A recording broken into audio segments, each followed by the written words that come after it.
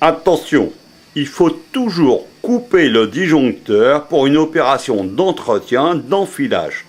Car si nous avions par imprudence, on appuyait sur la pédale ou autre, on pourrait provoquer des problèmes techniques ou même à la limite se blesser. Donc pensez toujours à couper votre disjoncteur.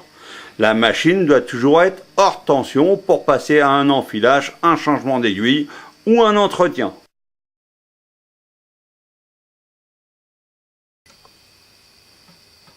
Huilage de la machine. Celle-ci est équipée de petits réservoirs à différents endroits qui sont verrouillés par des petits caoutchoucs blancs et on lui met une petite goutte d'huile une fois par semaine. Vous voyez, à tous les endroits, une fois par semaine si la machine tourne tous les jours. Si la machine tourne que de temps en temps, on met une petite goutte d'huile avant de s'en servir. À titre indicatif, au crochet, on met une goutte d'huile à chaque changement de canette. Une toute petite goutte suffit pour être mis dans le rainurage du crochet.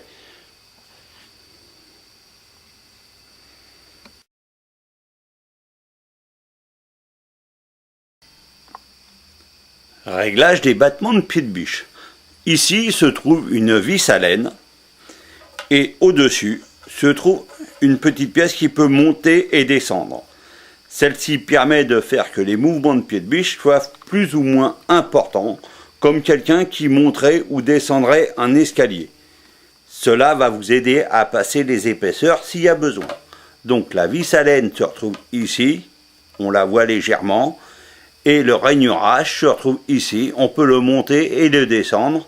Quand la vis à laine est desserrée de quelques tours, à ce moment-là, la machine va faire que les pieds de biche monteront plus haut ou plus bas quand on fait du fin ou du gros si on veut augmenter dans les épaisseurs.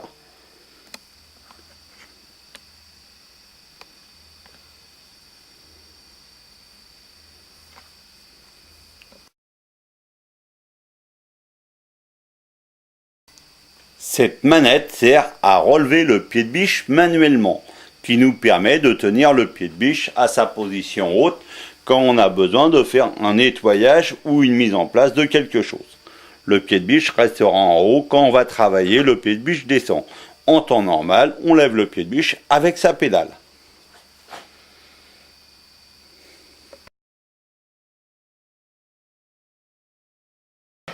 Comme je vous l'ai dit, cette machine n'est pas du tout un jouet. Il faut s'en servir convenablement.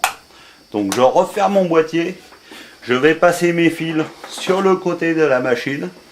Et pour vous faire voir une puissance, je vais prendre une plaque de bois de 1 cm, le passer sous la machine. Je mets mon moteur en route. Je tiens mes fils au démarrage sur le côté. Et là, je vais pouvoir tout simplement piquer à travers cette planche de bois sans aucun souci. Deuxième démonstration, j'ai recouvert cette planche de bois de morceaux de cuir. À ce moment-là, je passe sous la machine et je vais pouvoir habiller ma planche de bois, faire du pas à pas. Vous voyez, elle est tout doucement, pied à pas, comme je veux. Si j'ai besoin de faire un angle droit, je vais appuyer légèrement sur ma pédale pour débrayer le frein du moteur. Je vais percer mon aiguille et je vais faire un point complet et remonter aux 3/4. Ceci me permet de garder mon aiguille dans le travail, de faire mon angle droit et pouvoir repartir avec un angle droit impeccable. Donc je plante complètement, je remonte un peu, là je lève mon pied de biche grâce à la pédale et je fais mon angle droit.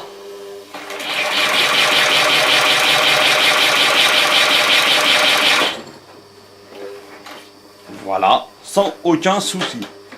Je repique les deux et je peux sortir mon travail. Deuxième, pour vous faire voir la puissance de la machine, nous avons fait la même chose, mais avec 2 planches de bois, vous voyez, presque, ça fait plus d'1 centimètre d'épaisseur sans problème. À ce moment-là, je vais faire la même opération.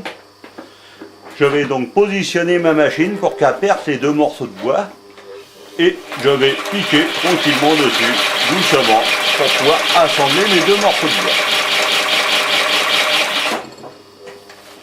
Je vais laisser mon travail planter dedans, hop, qui va me permettre de tourner à angle droit si j'ai besoin. Vous voyez, je descends complètement, je remonte toujours un peu mon aiguille pour que le fil soit accroché dans le crochet, qui fait que si je fais un angle droit, je ne risque pas d'avoir un point de manque, quelle que soit l'épaisseur. Et là, ici, hop.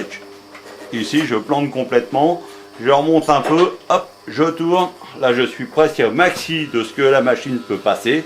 Vous voyez, là, il y a un cuir, deux planches, un cuir. Et je repars tranquillement dessus, du pas à pas. C'est épais, c'est pas la peine d'aller trop vite.